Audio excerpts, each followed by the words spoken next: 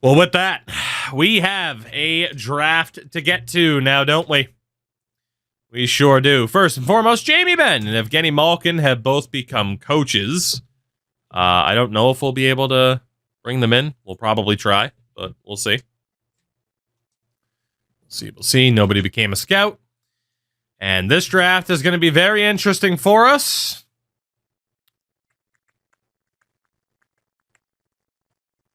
Not overly interesting, though, because nobody in the top 5 wants to trade their pick. But we know that there are deals to consider. First and foremost, in goal, Matt Sjogard, gone. 4th round pick, 3rd round pick from the Rangers. We'll take a 3rd rounder down the road from the Rangers. That's fine. Defensively, can we trade the signing rights to Thomas Chabot?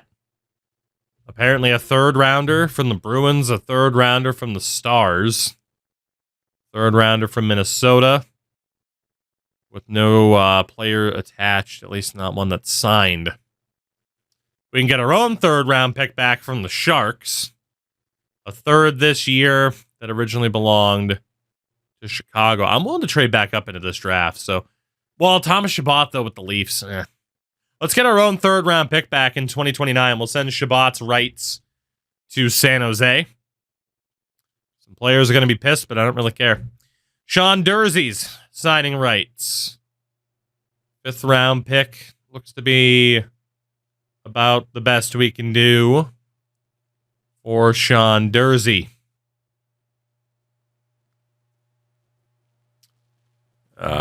Send him to Vegas, whatever. He's running a franchise challenge each season. He missed the playoffs. You have to trade point leader that year. That does sound like hell. That does. I'll give you that. I don't really think we have anybody else to flip. We are going to have to figure out our 3rd pairing this year. But it's a 3rd pairing, so it's not a huge deal. Right wing side, can we trade Tyler Toffoli's signing rights? No, we cannot. Left wing side. What is the market for Adam Fantilli? Brandon Montour. Okay, well, that's not happening, at least in that way. Rascevich, while he still has value. I want to see if he takes off in the offseason. He's going to get us like a 4th round pick at best, So Tim Stützle, I know I want you gone, but we're going to have to manually find that trade. Monahan is declining a bit, but I'm not too worried.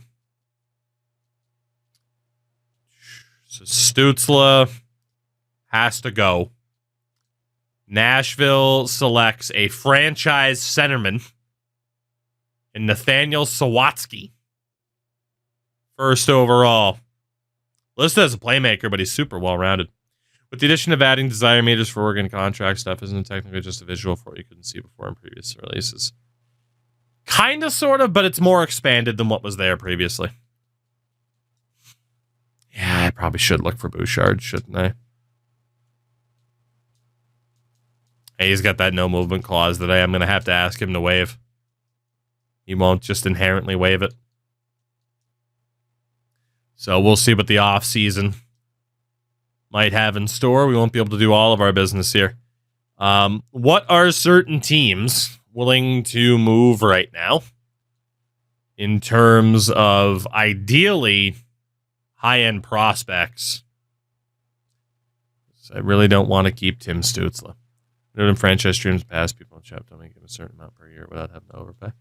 I mean, that's still in theory a thing, especially for like players on lower contracts. We'll mark down Edmonton as a team worth remembering. Not that those are the best prospects in the world. A lot of teams not in the market of moving prospects right now. Matt Barzal apparently might be leaving the Islanders. Hey, look at Ottawa trying to trade Kent Johnson.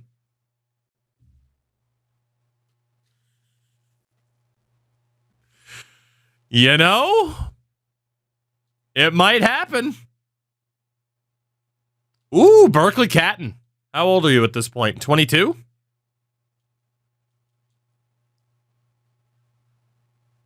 Berkeley Catton as a playmaker.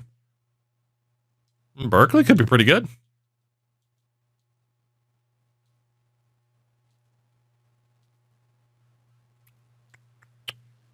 Not too many teams looking to move prospects. Well, we have the opportunity to do the funniest thing ever. Tim Stützle for Kent Johnson. Except I should, now that Johnson's, of course, on a contract extension. Okay, they don't want to trade much. So how much we're able to get back here is a bit questionable. Because we're certainly not giving them Brady Tkachuk back. But this will never go through. But shits and giggles on the safety net.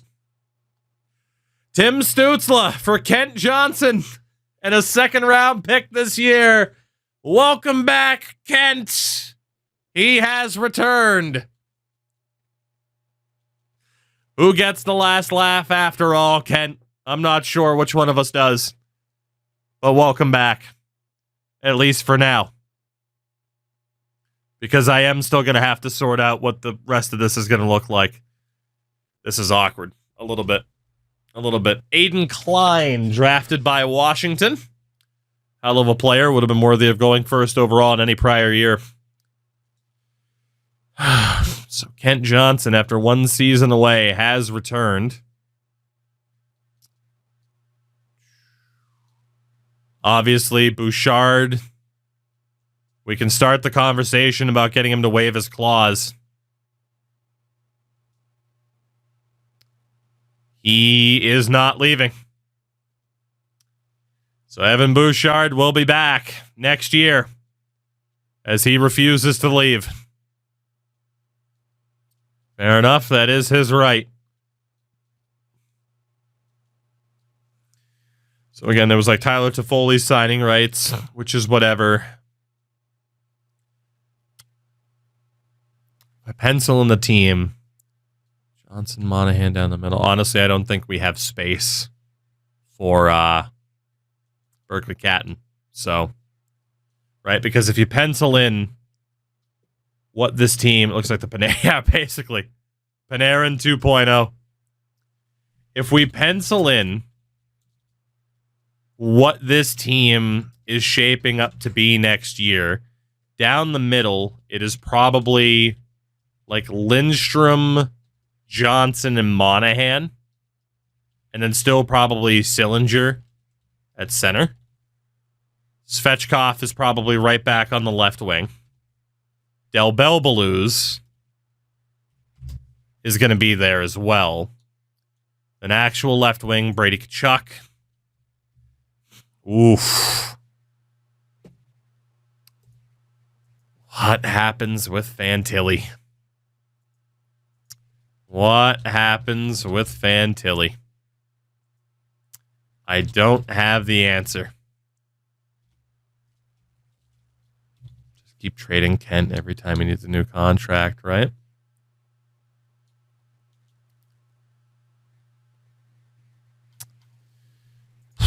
So we're going to be in a pretty typical situation of not knowing who our third line right wing is going to be. You could argue that Kent is worth flipping. I'm not saying it's coming down to Kent or Fantilli, but it kind of is. Because of the addition of Tkachuk. But it's a trade that's not going to happen right now unless we were to move Monahan. Which, again, I really don't want to lose Monahan because he is like a perfect third-line center.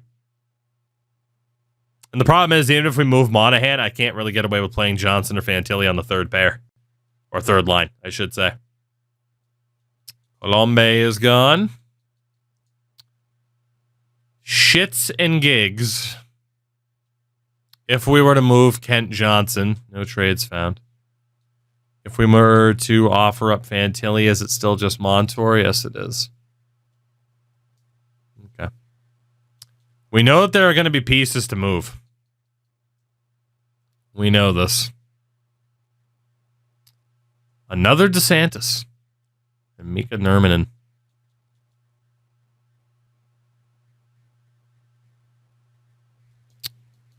Is there a different confirmed medium elite? There's Clayton Lamb. Ooh, Clayton Lamb. Around 12th overall. Clayton Lamb as a left wing.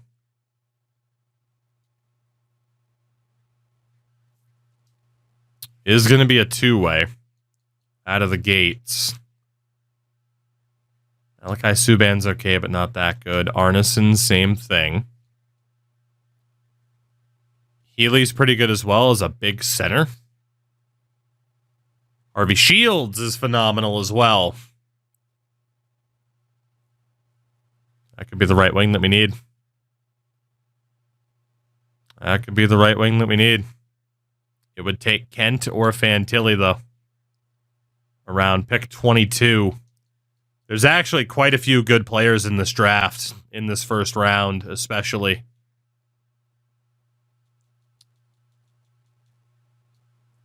Again, trading up for Clayton Lamb, not a bad idea. The guy looks stellar. That would be hoping that he's still available with Dallas or going with New Jersey. To get the other guy, it would be a little bit more difficult because no one necessarily wants to trade the pick. Does Ottawa take DeSantis? Let's talk to New Jersey. But God, I really don't want to trade Fantilli or Johnson to an Eastern Conference team again.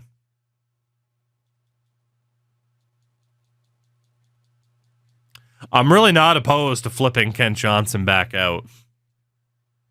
I'm really not. New Jersey would be over the cap. They got to have some people on expiring deals, right? P.O. Joe. Jesus! You gave P.O. Joseph $7 million? Holy shit. Good for P.O. What if we take Carcone, Siegenthaler, and Barry, and we just flip Ken Johnson back out to stay loyal to Fantilli? I got to get something back, though. Beyond just that.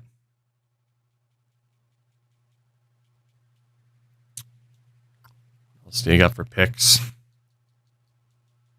2 first rounders? Probably have to go for a second rounder next year, or even down the line. So Ken Johnson for the 10th overall pick, a second, and we take on a bunch of cap that will just drop. Still not enough. All right, at least shows that it's close. What about a trio of 7ths? Ken Johnson, we have immediately flipped him off to New Jersey. I see, flipped him off because fuck him. We're going to stay loyal to Fantilli for now, which might end up being a mistake. And that is going to put us in an interesting spot with Siegenthaler. He wants to be second pair guy, not a third. Yeah, I mean, I don't think we're going to be able to flip anybody. So we have the 10th overall pick, which is really solid. And we can actually sim up to that pick. Because we know that there's quality here. And that is in the form of Clayton Lamb.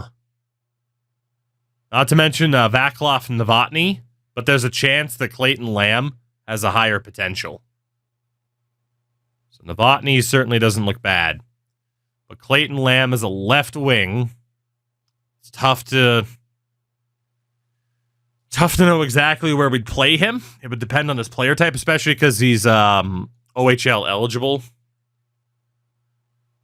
Joel Jackson is also great in terms of NHL ready. But again, Lamb's the one to go after just in case that potential is higher. And then it goes all the way down to like Mason Healy and Harvey Shields especially at 22. And Quentin Valette, also not that bad. Yeah, pick number 22 was Shields. Sounds pretty good. 10th overall pick, though, again, it's got to be Lamb. Like, Novotny and Jackson aren't bad. We could technically try to work out a trade with Dallas to make that happen. But really what I'm interested in is Edmonton's pick at 20. I don't know if that's going to be possible. That was originally our pick as well. Thank you, Evan Bouchard.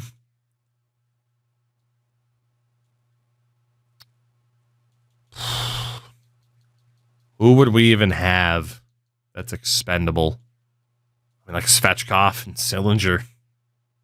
I mean, they provided a really stellar fourth line, but honestly, maybe Rusakevich. Maybe shout out to Raging Boner for the 6 months. Appreciate you. What do you mean the 2000s 2015 rivalry? I mean, I know Milan Lucic said he was going to kill Dale Weiss, but that was weak in comparison to what happened in the freaking 70s to the 90s. Thank you for the 6 months, though. If we use that Ottawa second and Rusakevich, we might be able to get that 20th pick as well. We need anybody you have on an expiring deal. Romanov. Rusakevich and the 34th for Romanov and the 20th. Still going to have to give up a little bit more. That's not really surprising. What about a third-round pick next year from the Rangers? Quite far off. Yikes. What about 2 third-round picks next year? Shit, I don't think I'm going to be able to get that other guy. Nope, never mind. An extra 4th did it. Okay, so Rusakevich and some picks out. We have also landed the 20th overall selection. Is there any way for me to land that pick from Dallas to know that we could also get Jackson or Novotny? Because we know these two are looking damn good as well. I mean, both listed as NHL ready. Jackson would be the one that we wanted. And then aside from that, Healy wasn't bad, but Harvey Shields is the guy to get in that position. Any way we can work out a deal here with Dallas. I don't know how the hell we're making this work as is, but we're fucking trying.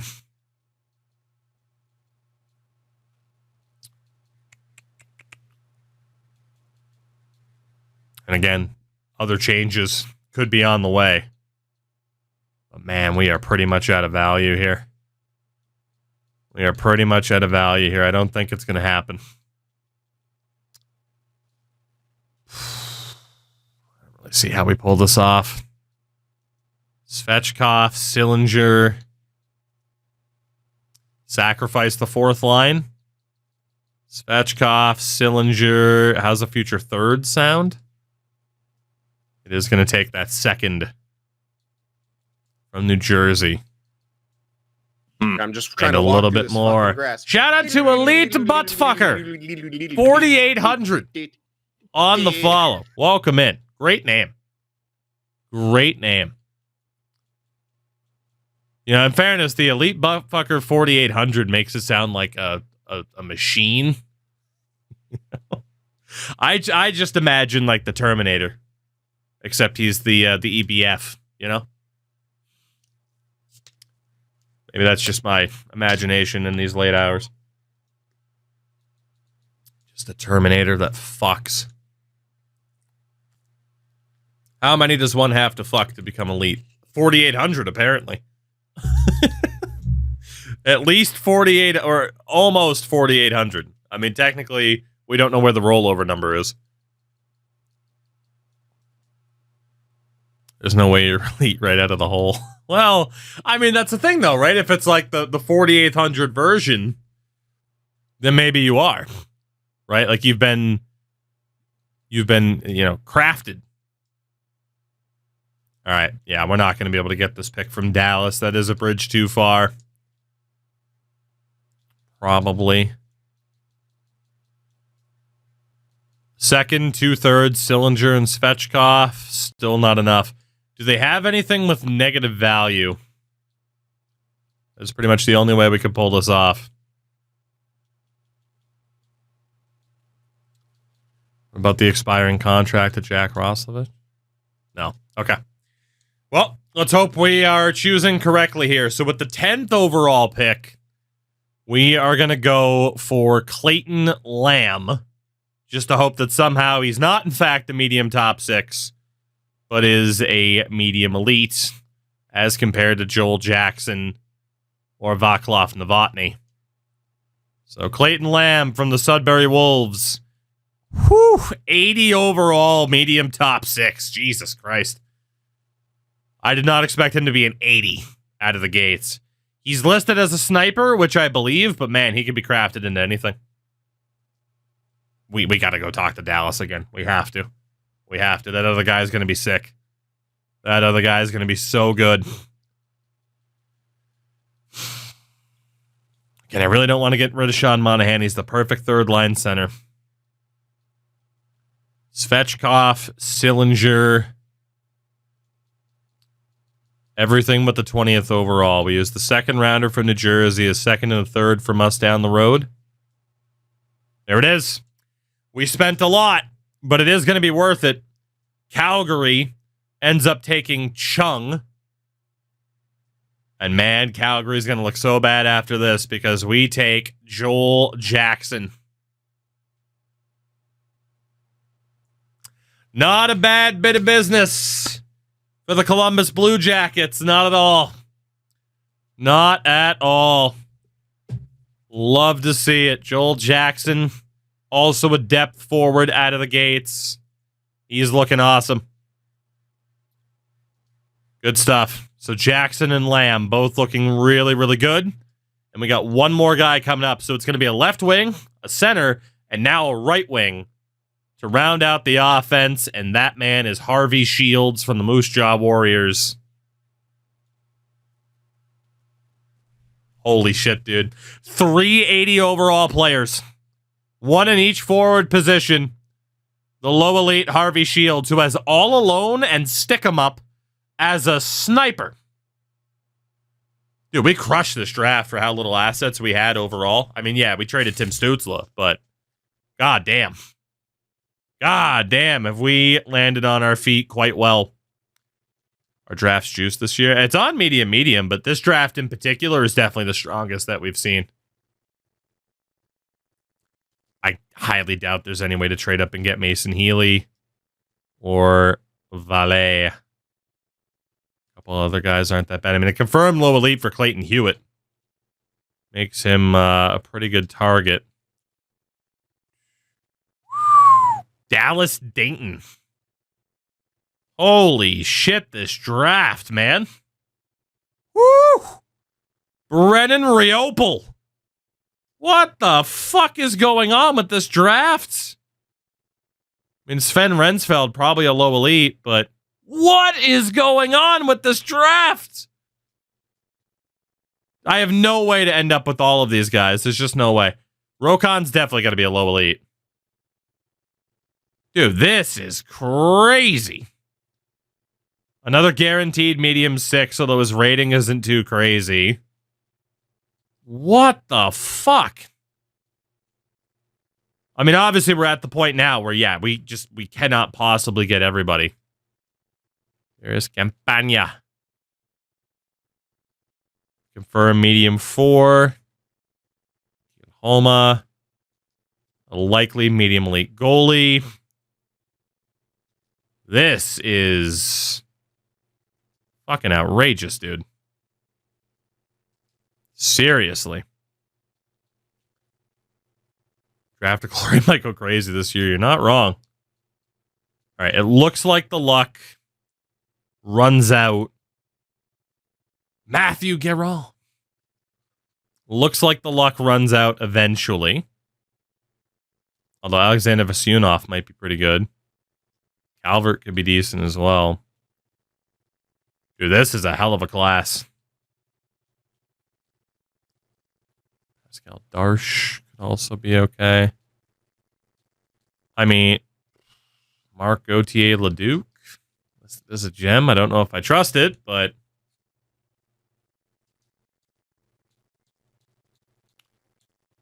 right. Bob Reynolds. What a guy. Well, Carlson could be great. How many players are up there that I haven't even pinned yet? So 3 out of 4 for Holmstrom. Hell of a lot of 2 out of 4 accuracies there as Pittsburgh makes their pick. Again, there's no way we're going to be able to trade up to get everybody. It's just impossible. Earn low elite and Hewitt. A couple other 3 out of 4s later in the draft. Reed Boyer, Dmitry Vasilev, and Matti Rutu. And some 2 out of 4s we haven't even added yet. Steven Franzen. Okay. Well, if we wanted to get Healy, so pretty much in terms of trading up, we're going to be struggling, right? Unless the team wants to trade that pick, but even then, it's a little bit rough. Quentin Vallette's an interesting one. Hewitt was a confirmed low elite 2 years out. Dayton was NHL ready. So clearly, since we're not going to be able to get everybody, let's be, through this fucking graph. got the slimy caulk sucker. 69 on the follow. That is just creative. Now, are you slimy or is the caulk slimy? That's the real question. I'm afraid to find out the answer. So, Healy. God, some of these guys are really damn good. Healy, Hewitt, Vallette, they're all worth trading for, but we know for a fact Dallas Dayton is the guy to trade for. I cannot get everybody. So we're going to look at Toronto here. Do we have the ability to get the 30th overall pick? We might not. We are so low on futures now at this point. I have 1 first-round pick left. What if we trade 2 second-rounders in the future to the Leafs for this pick? And we try to pick up some later selections in this draft because it's a relatively deep draft. Got a 4th. Quite far off in terms of value. Uh-oh. What about that 7th? What about just straight up?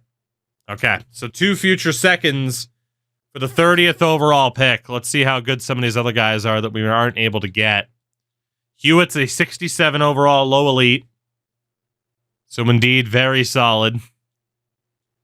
Vallette is a 73 overall low elite. And Healy was a 77 overall low elite. So all of them very solid. A 77 and 73 overall low elite out of the gates is fucking nuts. But there was a defenseman that is supposed to be an even higher overall, according to our scouts, and that is Dallas Dayton. I'm a bit worried he's going to be a medium 4 and not grow, but hey, this is the type of thing to sort out. We're taking Calgary's Dallas Dayton. 81 overall medium top 4. Dude, there's our 3rd pair defenseman. This draft is nuts. Holy shit. He is a great defensive defenseman, too. And he's got some offensive potential. Whew. The draft we have had, that is 4 players at least an 80 overall. Unreal. Unreal. And, of course, there's more players that we had no shot of getting. Is there anybody else? Riopel's close to NHL ready. Rensfeld, not so much. Clemenson, unconfirmed, but potentially. So we won't be able to go for Rokon. I'm aiming for the higher overalls, not so much the higher potentials.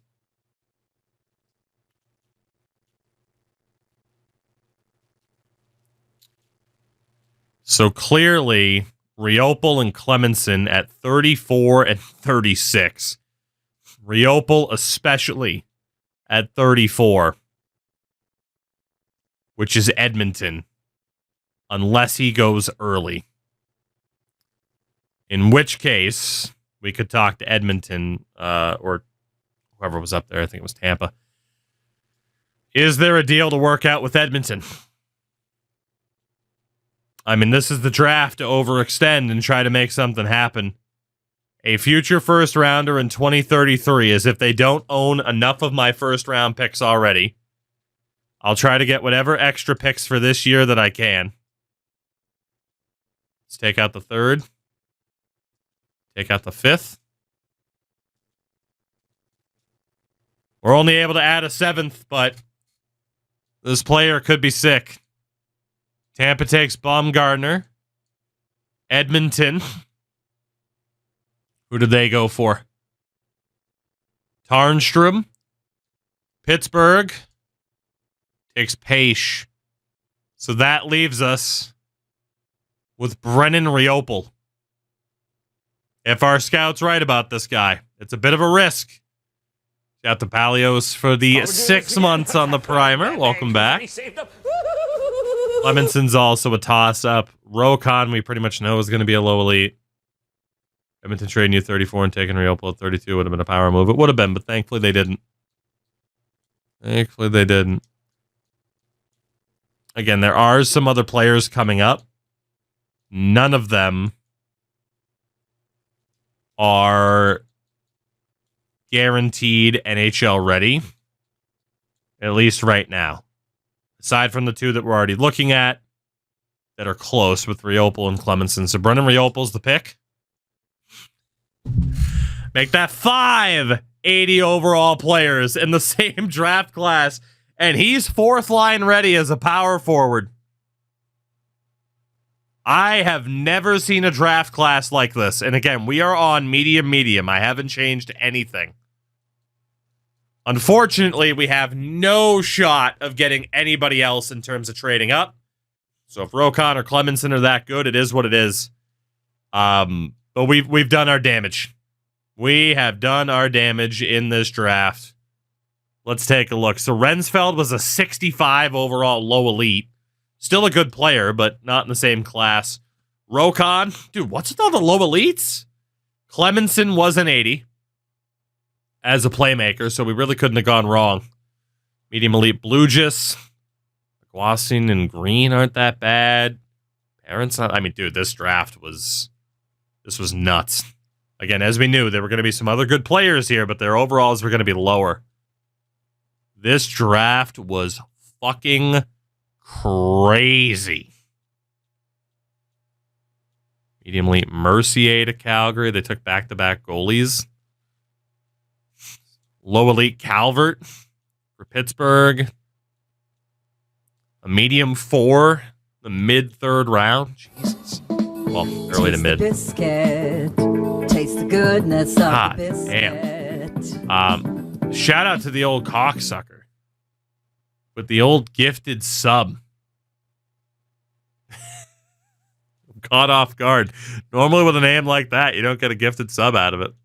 So there you go. You shocked me. It's tough to surprise me by anything on Twitch. I've been here for long enough. But you accomplished it. Well done. All right, let's call our timeout here. This has been one of the best draft classes I have ever had in an NHL video game. That is fair to say. This draft class has been absurd. And the thing is, we might not even be done. Ruutu and Vasilyev are both listed as 3 out of 4 low elites. 3 years, 4 years. There's not going to be anybody with a crazy overall at this point. There is apparently a gem in Kent Davison. I don't know if I believe that. I can't remember the last time I've seen 580s in a single draft, although a single team's draft, right? Like, we've never had a draft like this. So it's clearly either Vasilyev, Ruutu, or we trust the gem of Kent, who's projected. All these guys are projected in the 200s. We still have another pick coming up. So let's go for Kent. We traded a Kent. Now we reacquire a Kent. 59 overall low elite at 19 years old as a two-way forward. Can't skate worth it. He can't do anything worth a damn. But add a low elite into the mix.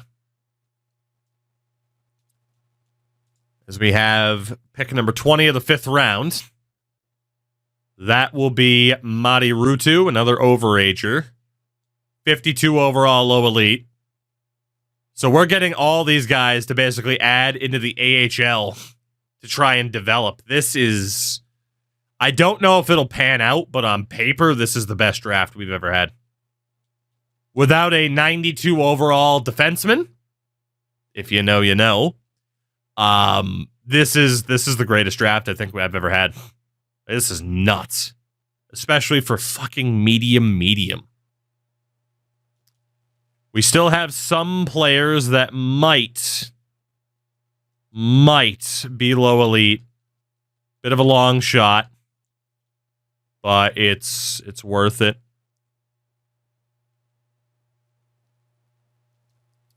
We'll take Jackson Dimitrakos first.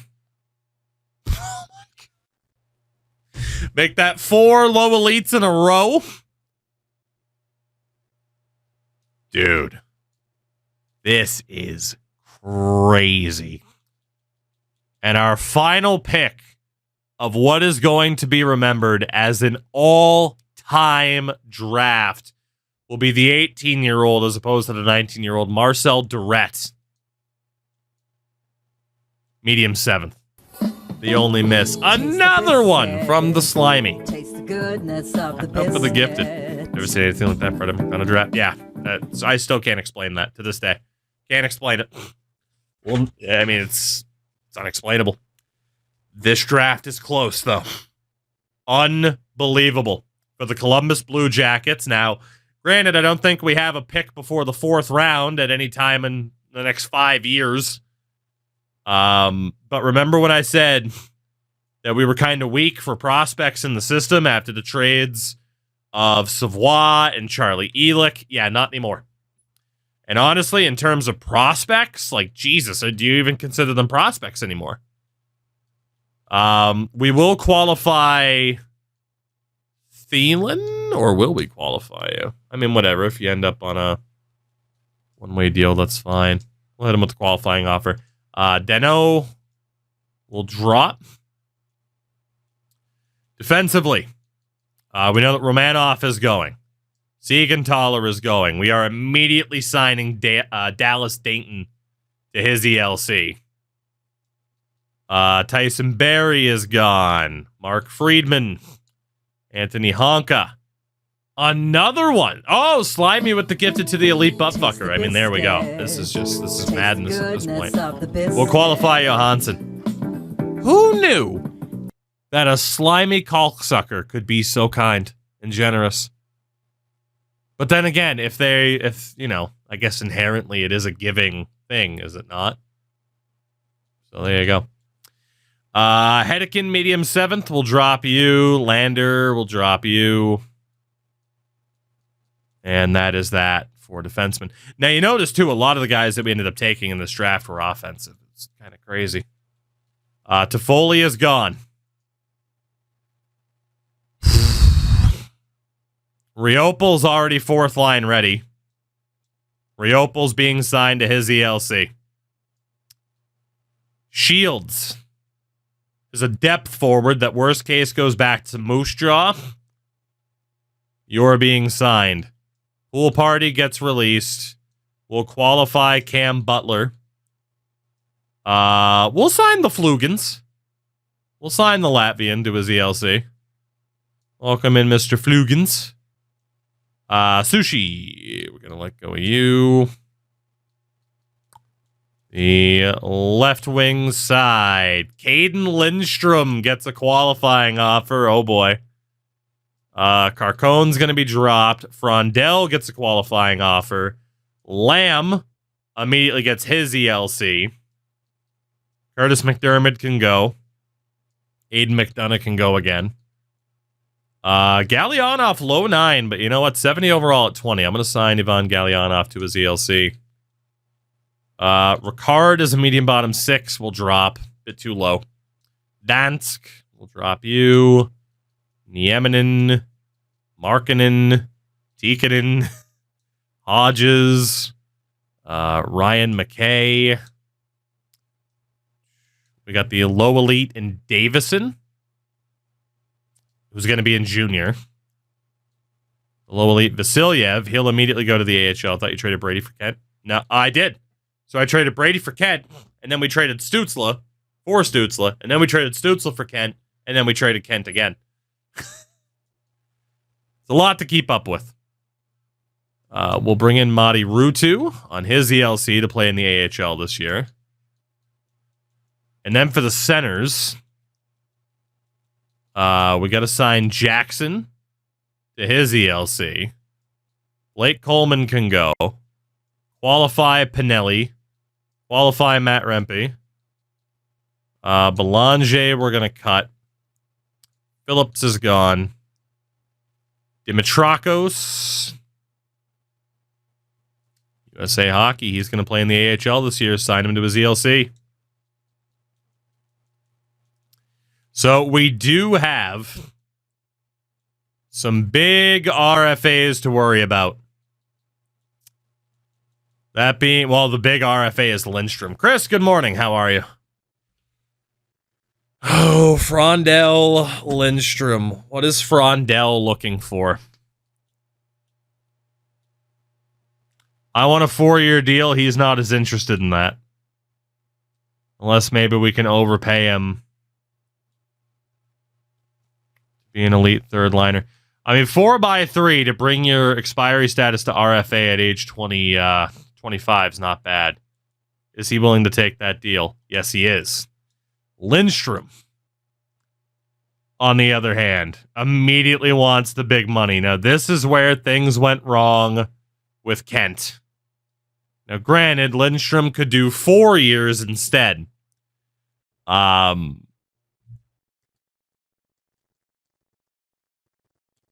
Do we overspend for 4 years to then be able to renegotiate once he's peaked?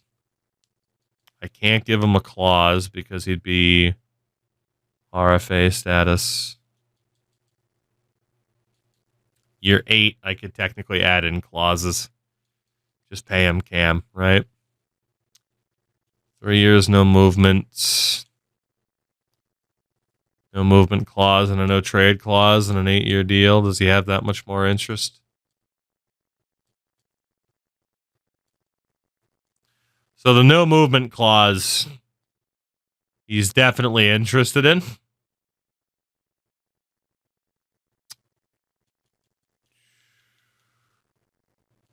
What is a max interest offer? 11.5 is pretty close.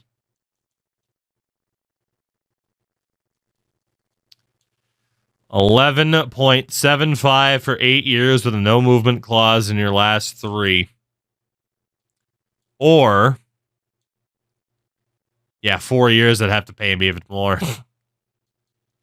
Let's not fuck up like we did last time. $11.75 for 8 years with a no movement clause in the last 3 years of the deal. This brings him to age 30. All right, he's going to make us wait. He's going to make us wait. Johansson, really quickly. 2 years would be perfect. Bring you to the RFA status. Pinelli. You can go 3 years for him. Matt Rempe. We'll just have him accept the qualifying offer. He's going to go at the end of next year anyway. And then Butler, same thing. In terms of the goalie for Thielen, 2 years. Thielen's back.